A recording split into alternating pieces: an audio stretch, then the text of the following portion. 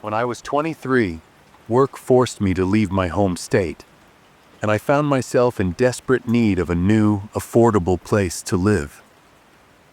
I posted on every possible website and social media platform, hoping to find a roommate or a spare room in a modest house. That's when I received a message from a man named Jason, who lived in a quiet neighborhood in Evergreen, a small town not far from my new office. His advertisement promised a simple, furnished room in his modest house, and after a brief online tour, I felt I had little choice but to trust my instincts and take the plunge. A week later, I drove to Evergreen and met Jason outside his house. He was a short man, around my eye level, and his friendly smile initially reassured me as he handed me a set of keys. He helped me unload some heavy bags, and once inside, he showed me a neatly arranged room that had once been occupied by a friend who had recently moved out. I spent the rest of that day arranging my own belongings, replacing the old pillows and sheets with my personal ones, and slowly began to settle into my new environment. In the beginning, the house felt warm and welcoming, and Jason made an effort to show me around town. One Sunday, he drove me to various local spots, busy shopping centers, small but inviting restaurants, and cozy cafes. While his company was initially pleasant, I soon began to notice subtle, disconcerting details that disturbed my growing sense of security. A few days into my new life, as I was doing laundry, I discovered that my hamper had been rearranged. It seemed as if someone had rifled through my clothes, and when I checked more closely, I realized that a pair of my underwear was missing. A cold dread settled over me at the thought that Jason might have been entering my room without my permission. The idea was unthinkable, yet I could not dismiss the evidence that my personal space was being invaded. Unable to shake this growing sense of violation, I took a decisive step one weekend by purchasing a lockable doorknob from a local hardware store. I replaced the existing knob while Jason was away, hoping that this would ensure my privacy. However, that night, I was startled awake by loud banging on my bedroom door. The noise was so sudden and forceful that it sent my heart racing with fear. I lay still in bed, paralyzed by terror, unable to summon the courage to face whatever was on the other side of that door. The next day, I received several messages from Jason. Although he tried to explain his displeasure over the change I had made to my room, his tone left me with a lingering feeling of unease. Despite my best efforts to convince myself that it was merely a misunderstanding, the tension in the house irreversibly shifted. My request for a sense of security and privacy as a young woman in a shared home had been met with stubborn resistance. Then, one afternoon when Jason was not around, a young woman about my age visited the house. She approached me with a look of urgency and concern, warning me that I needed to leave immediately. Her words painted a chilling picture. She revealed that Jason had a history of disturbing behavior, complete with multiple restraining orders from other women. The notion that I might be living with someone known for dangerous and invasive actions filled me with dread. Although I felt numb and overwhelmed, her warning planted a seed of determination to get out of that house as soon as possible. In a state of mounting panic, I began to search for another place to live. I soon found a studio apartment sublet in another part of Evergreen. The rent was a bit higher, but the promise of safety was priceless. With a heavy heart, I started packing my belongings and planned my escape. I informed Jason of an urgent family matter that required me to leave immediately. His reaction was strangely calm, even as I sensed that he knew more than he let on about my sudden departure. That very night, my worst nightmare came true. I awoke in a cold sweat to the sight of a dark, shadowy figure at the end of my bed. My heart pounded as I recognized that it was Jason. In that horrifying moment, I felt completely trapped. The fear was overwhelming as I scrambled to get out of bed, my instincts screaming for me to flee. I bolted from my room and rushed out into the hall, my hands trembling as I fumbled with my phone to call the police. I hid nearby, crouched behind a bush in the dim light of the street, until the sound of sirens finally broke the oppressive silence. The police arrived and questioned Jason, who maintained a disturbingly calm demeanor throughout the encounter. One of the officers later confided in me that Jason had been involved in previous incidents with other women. Despite his attempts to appear nonchalant, I could not shake the terror of that night. With the police presence still lingering, I gathered the rest of my belongings and left the house as quickly as I could. I insisted that Jason return the money I had paid in advance, and, under the watchful eyes of the authorities, he complied without protest. That ordeal left me emotionally drained and deeply scarred. The following day, I moved into the new studio apartment. I spent that night in a hotel, trying to recover from the shock and sadness of what had transpired. The experience changed me forever. I learned the painful lesson that sometimes the people we trust can hide the darkest parts of themselves. I vowed never again to share a living space with a stranger, and to always trust my instincts about my own safety. Even now, when I think back on those harrowing days in Evergreen, I am reminded of the importance of protecting my personal space and the value of listening to the quiet voice of caution within. Story number 2. During my junior year of college, I moved off campus into a modest student apartment building located in the quiet town of Riverview. I was assigned a roommate by the school, a man named Logan. At first, Logan appeared to be a pleasant and polite person. He always greeted me with a gentle smile and maintained a calm presence that made our shared living arrangement seem uncomplicated. However, as the days passed, I began to notice subtle, unsettling behaviors that slowly eroded my sense of security. At the start, there were small incidents that I dismissed as mere quirks. Logan would often wander into my room without a clear reason, his curious eyes lingering on my personal belongings. He asked questions that seemed too personal and spent uncomfortably long moments studying the way I kept my things. Although I tried to ignore these intrusions, I couldn't shake the feeling that his behavior was more invasive than innocent curiosity. The true turning point came during the long, quiet nights of the apartment building. I started to notice strange sounds emanating from Logan's room. A soft, shuffling noise here, a barely audible murmur there. The sound of his footsteps in the corridor, combined with the rustling of objects behind closed doors, grew increasingly frequent. One particularly restless night, when sleep eluded me, I decided to listen more closely. I moved silently along the dimly lit hallway and pressed my ear against the closed door of Logan's room. I heard a low, muffled whisper that abruptly cut off, leaving only an unsettling silence in its wake. The voice seemed to call out in a way that hinted at familiarity, as if it knew my presence, yet I could not discern its meaning. This moment ignited a deep sense of paranoia within me. Over the following days, my unease intensified.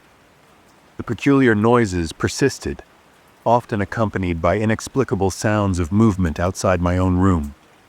I began to notice subtle changes in Logan's behavior. His glances became furtive, and his movements, once measured and calm, now seemed hurried and secretive. Late at night, I awoke to the sound of my bedroom door clicking shut, as if someone had passed through the hallway and taken care to secure it from the outside. Each occurrence sent chills down my spine, filling me with a mounting dread that I could not easily dismiss. Unable to ignore the persistent feeling that something was terribly wrong, I resolved to find answers. My suspicions led me to consider that Logan might be intruding into my personal space when I was unaware. With a heavy heart and trembling hands, I made the difficult decision to search his room for evidence of his unsettling behavior. I waited until I was certain that Logan had left the apartment, then crept into his room, my pulse pounding in my ears. The room was dimly lit and cluttered with personal items, but I focused on searching through his drawers and closets with mounting desperation. After tearing through several compartments in a frenzy of anxious determination, I discovered a small, nondescript drawer hidden at the back of his closet. With trepidation, I slowly pulled it open. Inside, my breath caught in my throat as I found a collection of photographs. There were dozens of images, most of them taken during the night, capturing me in my most vulnerable state while I slept. The photographs varied in angle and distance. Some were taken so close that I could see every detail of my face, the subtle lines of my skin, and even individual strands of hair. In addition to these intrusive pictures of me, there were a few images of another man, someone who appeared to be around our age, though I never learned his identity. The discovery of those photographs was like a punch to the gut. I felt sick, violated, and utterly betrayed. The realization that someone I had trusted as a roommate had secretly been watching and recording me was overwhelming. My mind raced with fear and disbelief, and a deep sense of isolation washed over me. In that moment, I understood that my privacy had been invaded in the most intimate way imaginable. The weight of this revelation forced me into action. I carefully documented the evidence by taking photos of the contents of the hidden drawer, ensuring that I had a record of the disturbing discovery. The decision to expose Logan's behavior was not made lightly. I felt a mixture of anger, fear, and profound sadness at the betrayal. Despite my internal terror about confronting him directly, I knew I had to protect myself and prevent further violation of my personal space. The following day, I gathered my courage and presented the evidence to the student housing office. Their reaction was swift and professional, and I was reassigned to a different apartment with a new roommate who, at least, respected the boundaries of shared living. Even though the matter was resolved through official channels, the memory of those chilling photographs and the unsettling sounds of Logan's late-night wanderings continued to haunt me. I spent many nights lying awake, replaying the events in my mind, unable to fully comprehend how someone could harbor such invasive secrets. In the days and weeks that followed, I struggled to shake the lingering unease. Every creak of the floorboards, every whisper of wind outside my window, reminded me of the dark secret that had invaded my life. I often wondered about the identity of the other man in those photographs, suspecting he might have been a former roommate or someone else connected to Logan's disturbing habits. But I never found a conclusive answer. This experience changed me in profound ways. I became more cautious and vigilant about my surroundings, and I learned the hard truth that sometimes the people who seem the most unassuming can hide the darkest secrets. The lingering fear and betrayal left a scar that would take years to heal. Yet, in time, I also found a new strength in protecting my personal space and trusting my instincts. Even now, whenever I think back on that period of my life, I am reminded of the importance of personal boundaries and the need to remain aware of the hidden truths that can lurk behind even the most benign facades. Story number 3. After a bitter fallout with my family, I found myself with nowhere to call home. I spent long, restless weeks crashing on friends' couches until one day, while scouring online listings, I stumbled upon an ad that promised a fresh start. The listing was for a room in a modest 3-bedroom house in the quiet town of Greenfield. The room was priced at $1,200 a month, and the ad explained that the landlord, a man named Evan, would also be living there, but he claimed he was rarely home. Although the ad included several strict rules, no parties, no large gatherings, no drinking in the main living area, and no entry to the basement, I was so desperate that I decided to take a chance. I arranged to see the house in person, and, from the moment Evan opened the door, I sensed something was amiss. He carried an air of quiet reclusiveness, his every movement marked by a hint of nervousness. Even though his demeanor was awkward and he appeared visibly uneasy, I couldn't help but be impressed by the house itself. The layout was open and inviting. The kitchen, dining, and living areas flowed together seamlessly, creating a surprisingly spacious feel. My future room was already furnished with a bed and a few essential pieces of furniture, and it even had a secure lock that promised some privacy. With a simple handshake and a promise of month-to-month cash payments, without any formal lease, I moved in just 2 days later. At first, life in the new house felt like a fresh start. I spent my days decorating the room with personal touches and organizing my few belongings. Yet, subtle inconsistencies began to disturb my newfound peace. Although Evan had repeatedly mentioned that he was rarely around, I started noticing his car parked in the driveway each time I returned from work. This small detail slowly merged with other unsettling experiences.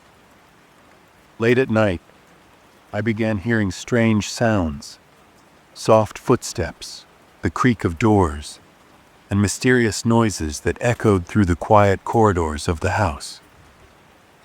One night, while on my way to the bathroom, I noticed that the basement door, which was supposed to remain shut, was slightly open. Standing at the top of the creaking wooden stairs, I peered down into the dim darkness. A weak, flickering light shone from a far corner, accompanied by distant, heavy banging that sent shivers down my spine. The sound was inexplicable and left me rattled long after I returned to the safety of my room. Within a week, my unease deepened. I discovered that my own bedroom door had been left unlocked, an impossibility, for I was always careful to lock it before leaving. A closer look revealed that my clothes were disheveled and the closet door had been left ajar.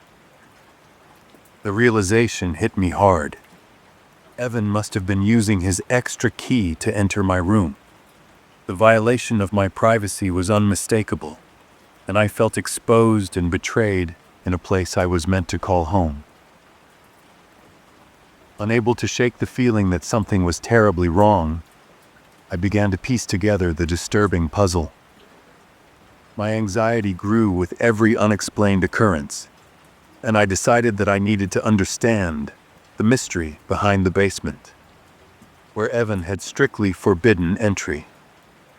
One evening, when I was sure his car was not in the driveway, I gathered my courage and opened the basement door. Using my phone's flashlight to navigate the creaking stairs, I descended into a small, dim space that felt more like a forgotten cellar than a part of a home.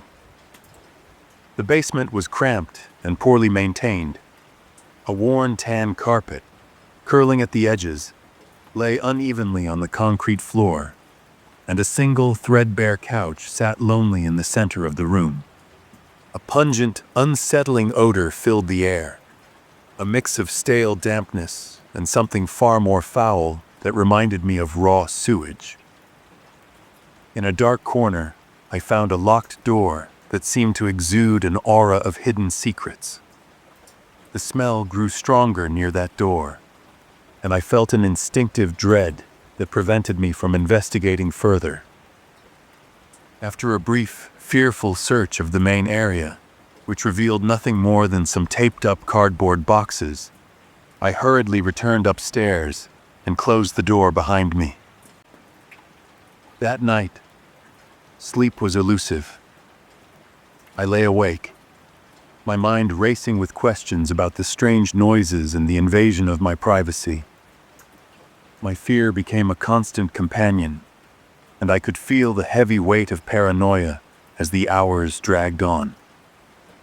Then, in the dead of night, I awoke to a chilling sight that confirmed my worst fears. Evan was inside my room, lurking in the darkness. The shock and terror I felt in that moment were overwhelming. It was clear that I no longer belonged in that house. Realizing I had to escape, I packed my few belongings as quickly as possible. Without looking back, I left the house within an hour, driven by an intense need for safety and a profound sense of violation. That night, I slept in my car under the sparse shelter of the roadside, my heart pounding with a mix of fear and relief. The following day, I returned to my parents' home, a place that, despite our past conflicts, now offered a haven from the unsettling memories I had just escaped.